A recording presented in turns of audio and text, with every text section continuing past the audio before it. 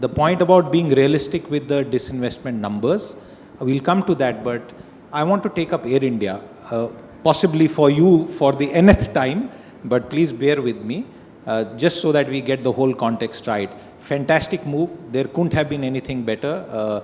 I personally, as a reporter, would say that this sets absolutely new benchmark.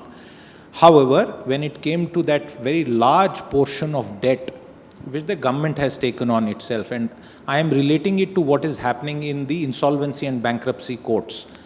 Lenders are not just taking haircuts, they are going bald. 98%, 99%, liquidation value far below even the residual scrap value of many of these assets that are through the IBC. Should we feel concerned, and I'm asking you this question from an Aam Aadmi perspective, कि आपने इतना माफ कर दिया debt, anyone could have acquired that airline. So what was so special about the deal? First of all, let us understand what debt is. That Air India's debt was, most of it is government guaranteed. So it was like a sovereign debt in one sense, because if Air India fails to pay, the government has to pay. So it's different from the otherwise debt which is non-guaranteed, where the secured lenders have to go with the securities or to go through a NCLT process.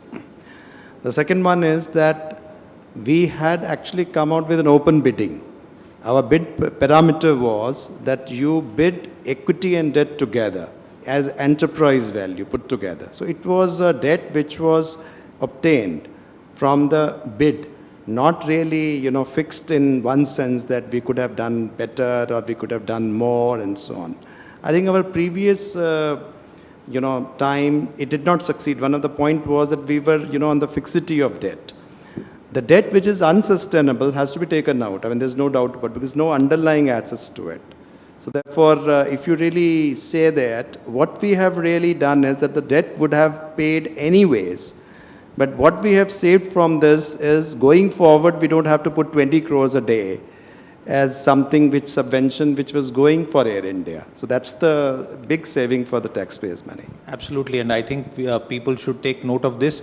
And although I don't think there's been any major criticism of it, that 20 crore number that the Disinvestment Secretary has just put on record here is something that every single Indian should keep in mind. Sir, I'm coming back to you with some more elements of what you might think is, and I would agree, is a half-baked charge sheet.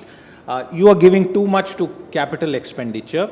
We had a former colleague of yours, a senior finance secretary, who was with us on budget day, Dr. Subhash Garg, and there have been other comments which say that, one, you are giving too much to capex, but if you net it off, it is pretty much neutral. And second part of that same argument is, it will take too much time to trickle down. You can't build flyovers, highways, invest in the Gati Shakti program overnight. And what the economy and at least a certain strata of people need is immediate relief. You have turned off the tap on social sector spending, you are not looking at demand, and you have this long-term medium plan called infrastructure development. Sir.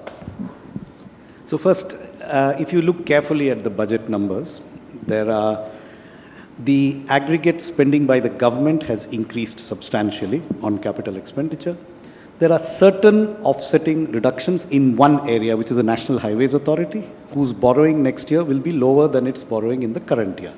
But in every other sector, the increase in government expenditure is not accompanied by any reduction in their own financed borrowing. So it's not accurate to say that the government capital expenditure increase is offset by a decrease in other sectors. That's not correct. I have seen some figures floating around, but they are based on a misinterpretation of some of the data, because this term called IEBR, which is sometimes quoted, which is internal and extra budgetary resources. If you look carefully at statement 25 of our budget document, it includes food subsidy of 65,000 crores. It includes a number of revenue-related items. So that's not capital expenditure. The capital expenditure items in aggregate have risen substantially.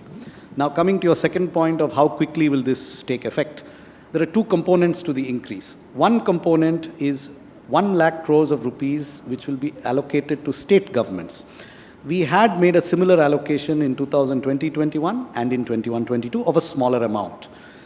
In both years, this has been spent fully. I mean, in first year it's been spent fully, in the second year it's at 97%. And it got grounded very quickly because these are dispersed small projects, smaller projects across the states. Sorry to interrupt you. Are you also making up with the states who suffered to some extent on account of the centre's decision to not release GST compensation, then getting them to borrow, and there were a lot of questions about how the centre is bulldozing states?